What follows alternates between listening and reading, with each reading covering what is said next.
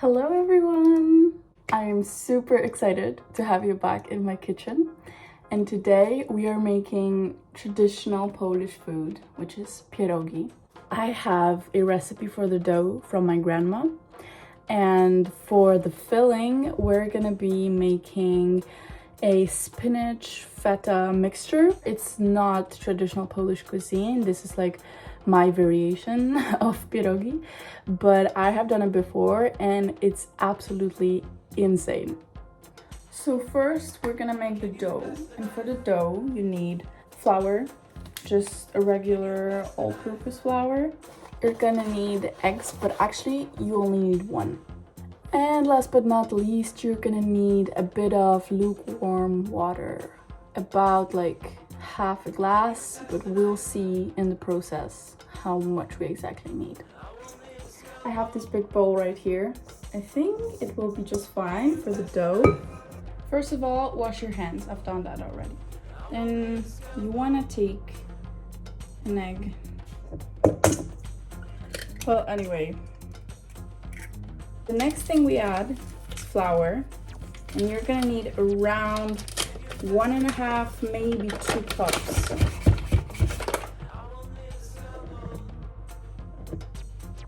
And then we mix. I'm gonna use this spoon just to get the ingredients combined.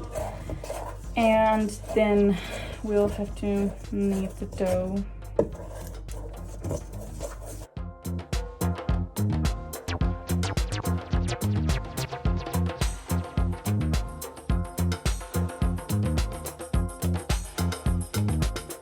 So next on we have lukewarm water. I have a bit more than I expect to use, just in case. So we're not gonna pour it all at once, but just a part of it.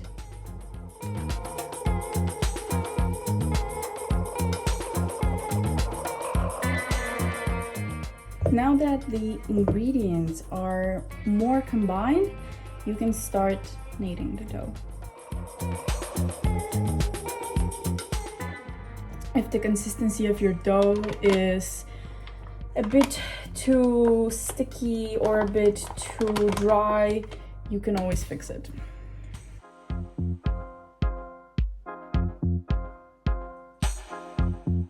Can you pass the knife? Can you hold the needle? I will need a scalpel. Dig some in the middle. And pieces so fragile. So act wise when you glue it. And wash your sticky fingers.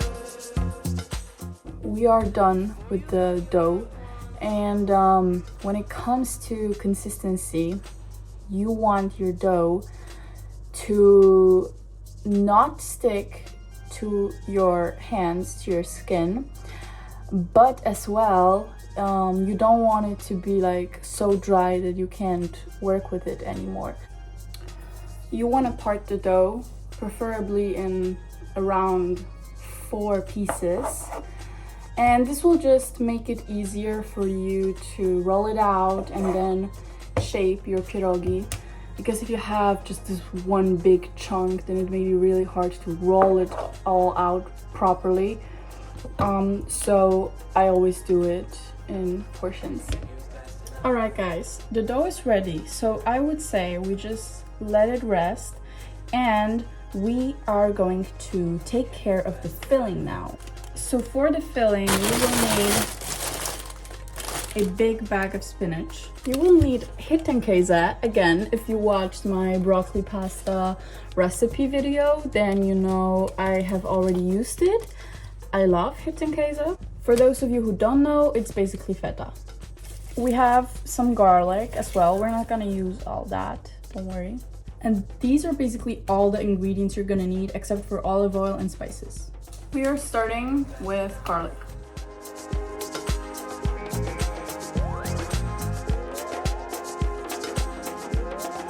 Can you pass the knife?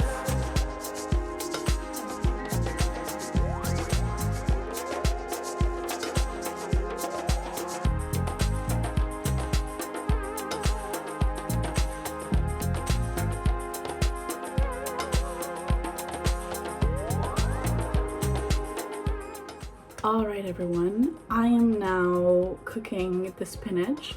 So what you want to do is pour some olive oil, then use a garlic press to add minced garlic. Once it starts to turn like goldenish sort of, you want to add your spinach leaves. Make sure to wash them, and when you wash them you don't even have to get rid of the water because you're gonna have to add water anyway. So what you want to do is just add some water, and actually quite a generous amount, because you need the spinach to shrink, and basically it's gonna look like it went bad, but you just have to cook it. That's how it looks.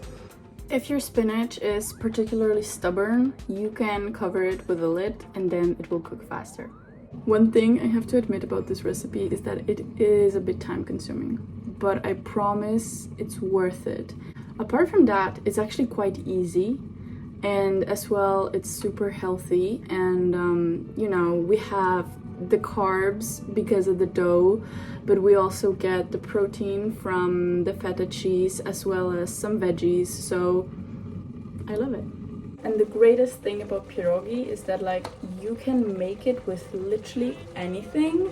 Like you can put inside whatever you want. Of course, not every filling. Like my filling is not super Polish, what I'm doing right now. And like, you know, there are certain types of fillings that are particularly traditional, but you can put whatever you want. It's so amazing. I love it.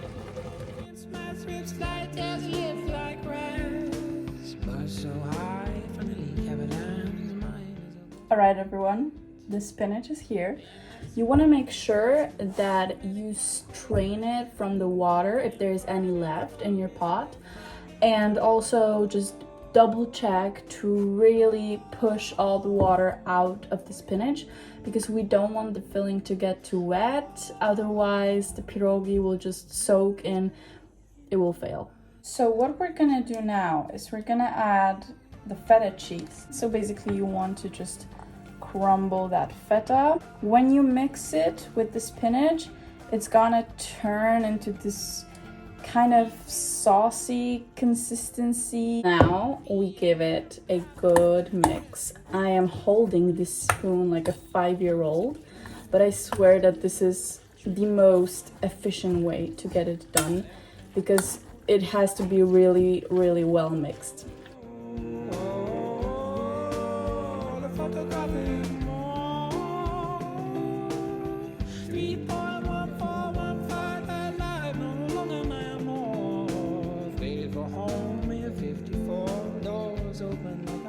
Alright, now that we have our filling, we can move on to shaping. It's a bit messy, but it's fine. So first you want to have some flour on your counter so that the dough doesn't stick. And you want to roll it out pretty thin. The thing is that I don't have this like roller thingy. I will be using a jar. I cleaned it, so don't worry about this, but we'll see how that works out. I have sprayed you into my eyes. I have to say, it works pretty well as a substitute. So you can definitely use a jar if you don't have the proper equipment. There we go. I would say it's pretty thin, like 1 millimeter. So next thing we're gonna do is cut out a round shape. This glass should work just fine. So all you do is just press and then cut out a circle like that.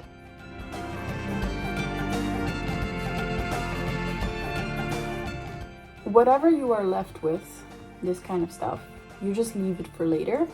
And once we're done with all of the sections, we're just gonna use the leftovers. It's time to put the filling in. So you just take your circle, your soon-to-be pierog. You want to add some filling, but not too much, because you don't want it to break.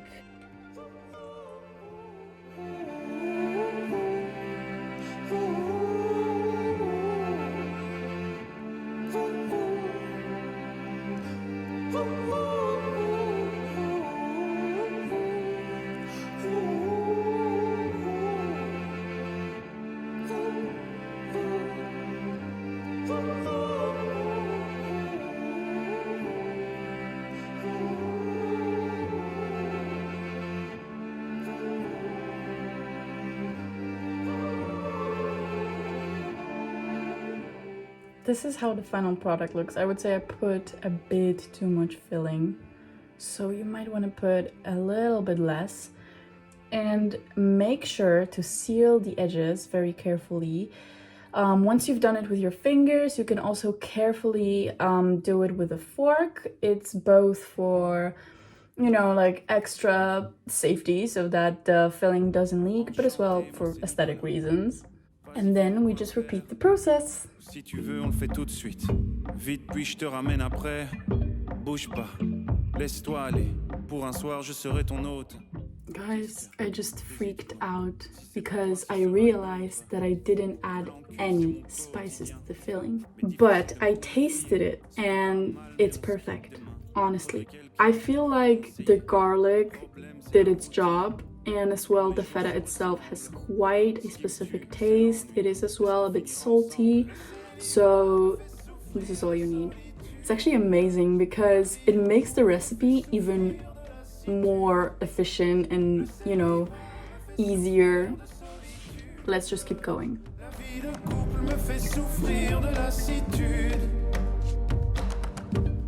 Mon amour, ça fait 8 ans. We made it. From the proportions that we used, I have now 23 pierogi. I still have this tiny ball of dough, but I'm afraid it's unusable at this point because when I was rolling it out, it has gone through so many extra flour additions and stuff that at this point it's a bit too dry. And as well, I do have a bit, but like really maybe 1 spoon left of the filling. So I would suggest to, I don't know, just put it on your bread or eat it like that.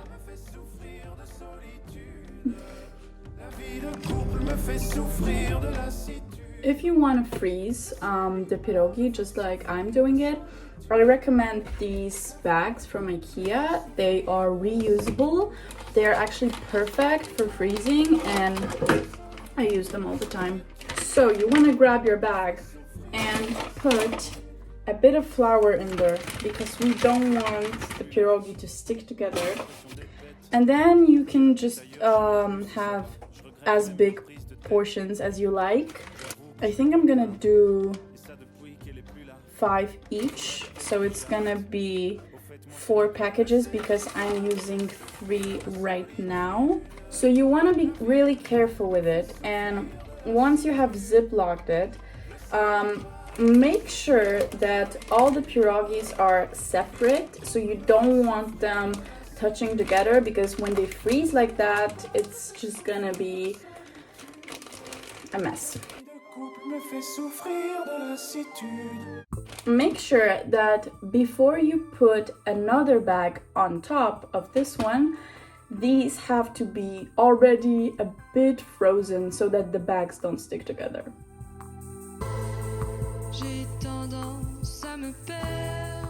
If you want to cook the pierogi like I did, you just have to boil a pot of water, and then once the water comes to boiling, you put your pierogi in. You wait until they float on the surface, and then it probably takes like 3 minutes to cook them. And also it's really nice to add some butter on top once they're done. I'm using vegan butter, but it doesn't really matter. The big moment.